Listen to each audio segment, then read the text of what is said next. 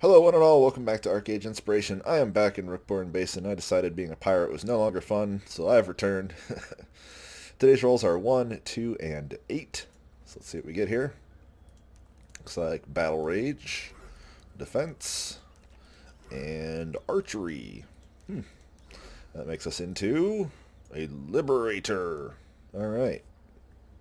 Well, here's my take on the Liberator. This class I've had a lot of fun with actually messing around with it, trying to find good combos for it. I can see very easily where 5 more points could fit in. You could grab Refreshment, Boastful Roar, Endless Arrows, Dual Wield Proficiency, Deflect and Retaliate, many more other choices for sure for a 55-point build. I felt like mentioning that right up front because it just seems so clear to me that this could benefit from a little bit more. You could even possibly build this character as a little bit more of an archer, focusing more on some of the archery passives instead of the battle rage passives. Namely, especially marksman could be very useful, but as it is, I'm pretty happy with this.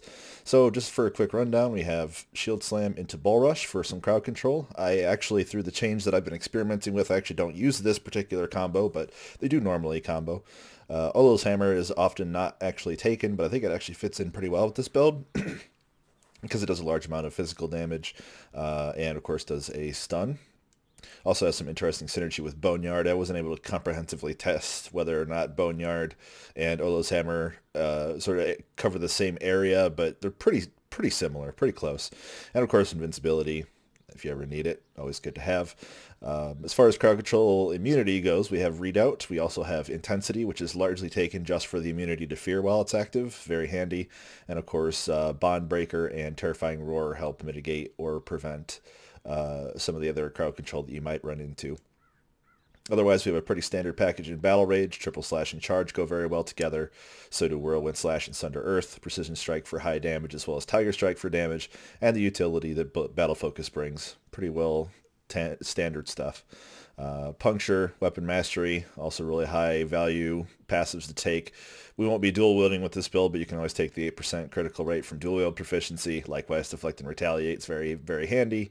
And out of archery, we do have a few interesting choices, one of which is Float, and one of which is Boneyard. Boneyard is quite handy for escapes and also to sort of pin down an opponent. One of the things you can do is run up, shoot a Boneyard around somebody, float, and then Tiger Strike in to the Boneyard, like so. This will allow you to get in here and use all of your melee abilities in a very, well, very zoomed in manner, as you can see. Quite an interesting combination. Likewise, you may be able to use those abilities to get out. If there's an opponent that you're stuck in with, you could always just use that same suite of abilities to get out of a Boneyard situation. One other note is if you wish, you could use Imprison for very similar reasons that you would use Boneyard. I just didn't feel like I had the points for it with this particular take on the build. So I want to show off some of the combos that I found. So the main combo chain that I've come up with this particular build involves a few uncommon elements and uncommon uses of some certain abilities. One being Charge Bolt, which often is never used as an actual stun. In fact, a lot of people probably don't realize it can stun. But when combined with a slow effect, Charge Bolt does actually inflict a stun. Quite handy, actually.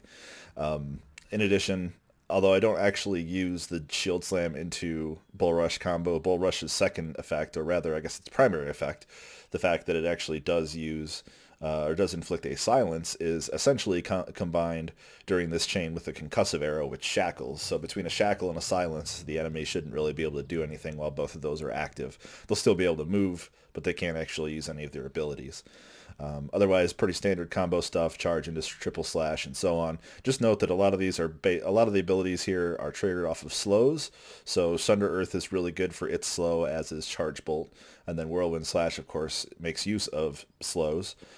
Piercing Shot increases the severity of slows in case you need to in case you need to chain slows together and reach a slow across the longer durability. So for example, say you use Sunder Earth and then you say, I don't know, you use Olo's Hammer for some hard crowd control, which also benefits from gives extra damage when the target is slowed. And if you're not quite ready to crowd control again, you can use Piercing Shot to not only increase the severity but also extend the duration, and then follow up with whatever else you want to do. So kind of an interesting suite of combinable abilities, really. And now to show the main sequence that I've come up with here, you can lead in with a charge if you're able to do so. Starting off with a charge bolt could also be a very good way to do things, and maybe even a piercing shot, depending on how things are going. You may be able to get these off before you start anything, and they will increase the amount of damage that the target takes. We're going to lead off with a charge into triple slash, which gives us a trip. Right about when the trip is done, we're going to shield slam. Then we're going to terrifying roar to prevent our crowd control from being broken as easily, as well as making ourselves less likely to be crowd controlled, or less with shorter durations if we do end up getting turned around on. Once the target is recovering from the stun, we're going to throw a Olo's Hammer, take advantage of the time given to us by that, to use Sunder Earth. This gives us some defenses as well as inflicting a slow. It also does more damage on a target that's been tripped. The slow will be made use of by Charge Bolt, causing a stun. During the duration of the stun, we have a few options here. We can do Piercing Shot and or Precision Strike. And as long as the slow is still up, our last few crowd control elements would be Whirlwind Slash, followed up by the aforementioned combo of Concussive Arrow and Bull Rush. Not technically a combo, but effectively shutting the enemy out of doing just about anything. Quite a large and versatile chain. You could definitely mess around with the order of these things. In particular, one thing that sticks out is that Charge Bolt's cooldown is only 9 seconds, and I believe can even be reduced with archery expertise. So you may be able to work a Charge Bolt in at the very beginning of a combo, and then actually have it come back later for another usage. So just something to be aware of. And yes, you will be shooting these arrows largely at point-blank range, meaning that their damage will be reduced, but they're more for the crowd control and the supplemental damage than being sort of a heavy hitter.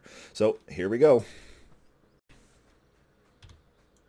The charge into the triple slash, using our shield to stun, shout for the extra duration, Olo's Hammer, Sunder Earth, Charge Bolt for the stun there.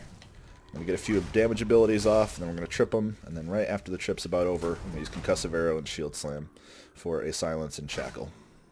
As you can tell, the target's almost dead. Quite a long and powerful chain of crowd control.